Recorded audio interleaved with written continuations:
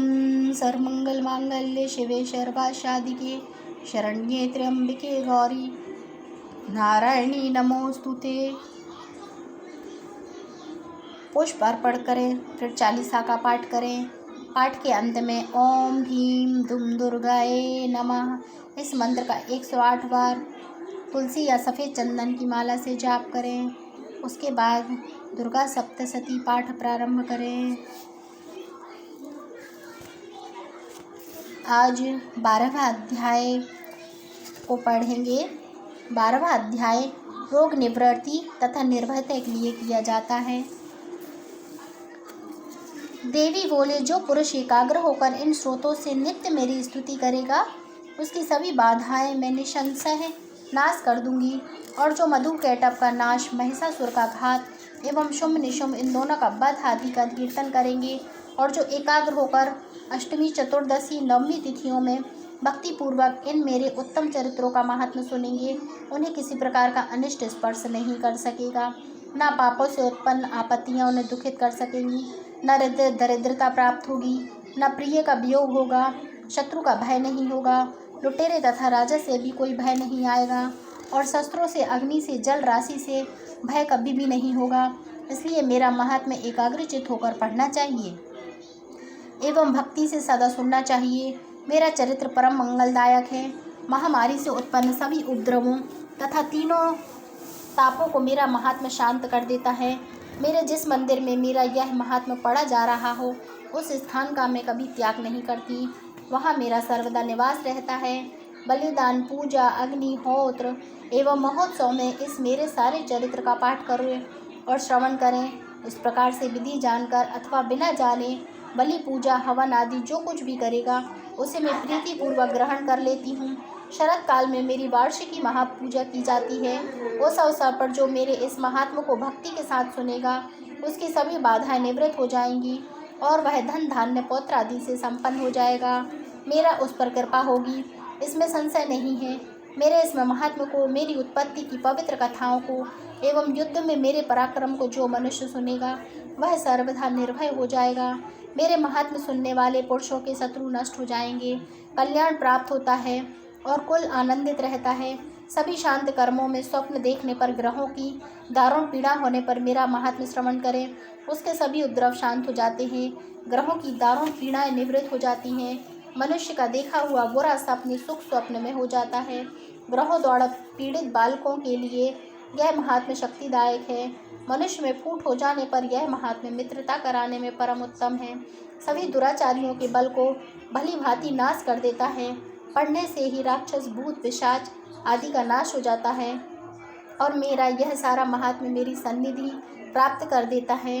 पुष्प, अर्घ, धूप, गंध तथा उत्तम दीपों द्वारा मेरे पूजन से, ब्राह्मणों को भोजन कराने से, होम से, प्रतिदिन के अभिषेक से और भी अनेक प्रकार के भोगों पदार्थों के दान से वर्ष भर जो मेरे अर्पण करने के आराधना करते हैं, इससे जो मुझे प्रसन्नता होती है वही प्रसन्नता मेरे इस महात्म्य के एक बार सुनने से होती है। फिर आरोग्य प्राप्त हो जाता है। मेरी उत्पत्तियों का कीर्तन तो सभी भूत प्रेतों से रक्षा करता है। युद्धों में वर्णित मेरा जो चरित्र दुष्ट दैत्यों के नाश करने वाला है, उसके श्रवण करने पर पुरुषों को बैरियों से किसी प्रकार का भय नहीं रहता। हे देवतागण, तुम लोगों ने जो मेरी स्तुतियाँ की हैं, वह महर्षियों ने जो की हैं और ब्रह्मा जी ने की हैं, वे ही सभी मंगलमयी बुद्धि देती हैं।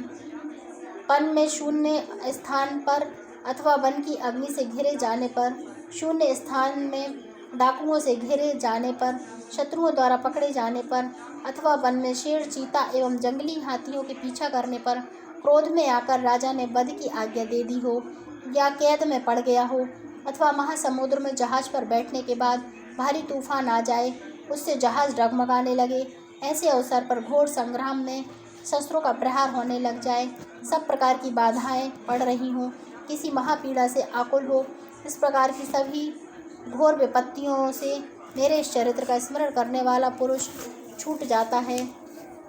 मेरे प्रभाव से शेर आदि हिंसक डाकू तथा शत्रु मेरे चरित्र के स्मरण करने वाले पुरुष से सभी दूर भाग जाते हैं। ऋषि बोले, इतना कहकर भयंकर पराक्रम वाली भगवती चंडिका सभी देवताओं के देखते देखते वहाँ पर अंतर्ध्यान हो गई। वे सभी देवता निर्भर होकर पहले के समान अपने अपने अधिकार प्राप्त करके जिनके शत्रु नष्ट हो चुके थे यज्ञ भागों के भोक्ता हुए। बाकी दैत्यों का हाल सुनिए। जबकि देव शत्रु शंभ युद्ध में मारा गया, जो शुभ जगत की विध्वंस करने पर तुला हुआ था, भयंकर पराक्रमी दैत्य था, उसके मारे जाने पर और फिर महापराक्रमी निशुंभ के भी मारे जाने पर बाकी बचे खुचे दैत्य पाताल में भाग गए। हे राजन, इस प्रकार भगवती जगदम्बिका नित्य स्वरूपा देवी पुनः पुनः प्रकट होकर जगत की रक्षा किया करती है।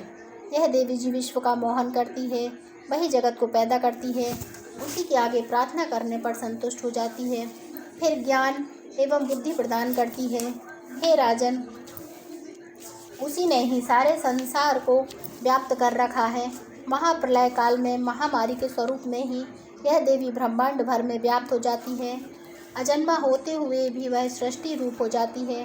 वही सनातनी देवी समय समय पर प्राणियों की स्थिति किया करती है। मनुष्यों की उन्नति के समय में वही देवी घर घर वृद्धिदायिनी लक्ष्मी रूपा हो जाती है। फिर अभाव के समय विनाश के लिए अलक्ष्मी दरिद्रता भी बन जाती है। पुष्प धूप गंध आदि सामग्रियों से पूजी हुई फिर स्तुति करने पर यही देवी धन पुत्र धर्म में मति शुभ गति आदि प्रदान करती है। इति श्री 12वां अध्याय समाप्त। 13वां अध्याय। यह अध्याय इच्छित वस्तु की प्राप्ति के लिए किया जाता है। यात्रा से पूर्व दुर्गा कवच का पाठ भी कर लेना अति उत्तम माना गया है। यह दुर्गा सप्तशती का आखिरी अध्याय है। ऋषि बोले, हे राजन, इस प्रकार मैंने देवी जी का उत्तम महात्म्य तुम्हें कह सुनाया। जिसने इस जगत को धारण कर रखा है वह इस प्रकार के प्रभाव वाली है। वह देवी विद्या उत्पन्न करती है। उसी भगवान विष्णु की माया ने ही, हे राजन, तुमको इस वैश्य को तथा और भी विवेकवान जनों को मोहित कर दिया है। यह पहले भी मोहित थे, फिर आगे भी मोहित होंगी। इसलिए हे महाराज, तुम उसी परमेश्वर की शरण में जाओ, क्योंकि वही देवी इस प्रकार आराधित होकर मनुष्य को भोग, स्वर्ग एवं मोक्ष आदि प्रदान किया करती है। मार्कंडी जी बोले, इस प्रकार ऋषि के वचन सुनकर उस राजा सुरथ ने प्रशस्त्र व्रतों का पालन करने वाले महाभाग मेधा महर्षि जी को प्रणाम किया। वह राजा, जो ममतादायक राज्य के छिन जाने पर बहुत ही खिन्न हो चुका था, तुरंत ही जप करने चला गया। हे महामुनि, यह वैश्य भी तप करने चला गया। अंबिका के दर्शन के लिए नदी के किनारे बैठकर तपस्या करने लगे। वह वैश्य देवी जी का परम उत्तम सूक्त का जप करने लगा। इस प्रकार उन दोनों ने देवी आराधना के लिए नदी के किनारे मृत्तिका से देवी जी की मूर्ति बनाई। फिर पुष्प, दीप, धूप, हवन, तर्पण आदि से धीरे धीरे आहार थोड़ा करते हुए निराहार होकर एकाग्रता से देवी जी में मन लगाकर एक चित्त होकर के देवी जी की आराधना करने लगे। उन दोनों ने बलि प्रदान के समय अपने अंगों के रुधिर का प्रोक्षण किया। इसी प्रकार संयम पूर्वक 3 वर्ष पर्यंत आराधना करते रहे। तब तो जगत को धारण करने वाली देवी ने प्रत्यक्ष होकर दर्शन दिया। और तब राजा ने चंडिका देवी जी बोली, हे राजन, हे कुलनंदन, तुम दोनों जिस अभीष्ट की प्राप्ति के लिए मेरी प्रार्थना करते हो वह मुझसे मांगो, मैं प्रसन्न हूँ, तुम्हें सब कुछ दूंगी। मार्कंडी जी बोले, तब राजा ने दूसरे जन्म के लिए अक्षय रहने वाला राज्य मांगा और इस जन्म में शत्रु सेना को बलपूर्वक नाश करके फिर अपने राज्य की प्राप्ति का वर मांगा। वैश्य का तो चित्त संसार से खिन्न हो चुका था, इसलिए उस ज्ञान का वर मांगा जिसके द्वारा संसार की अहंता ममतात्मा का शक्ति नष्ट हो जाए। देवी बोली, हे राजन, थोड़े दिन तक तुम अपना राज्य पालोगे, कठिनता के बिना ही अपने शत्रुओं को नाश करोगे, वहीं पर तुम्हारा राज्य स्थिर हो जाएगा। फिर देहांत होने पर सूर्य देव के अंश द्वारा जन्म पाकर इस पृथ्वी पर तुम सावर्णिक नाम के मनु होगे। हे श्रेष्ठ वैश्य, तुमने जो वर मांगा है मैं उसी वर को देती हूँ। मोक्ष प्राप्ति के लिए तुम्हें उस ज्ञान की प्राप्ति होगी। मार्कंडेय जी बोले, इस प्रकार देवी जी ने उन्हें अभिलाषित कर वर दिए। फिर उन दोनों की भक्ति पूर्वक की हुई स्तुति से प्रसन्न होकर देवी तत्काल ही अंतर्ध्यान हो गई। इस प्रकार वह क्षत्रिय श्रेष्ठ सुरथ देवी से वर पाकर फिर सूर्य से उत्पन्न होकर सावर्णी नामक मनु हुआ। इति श्री 13वां अध्याय समाप्त।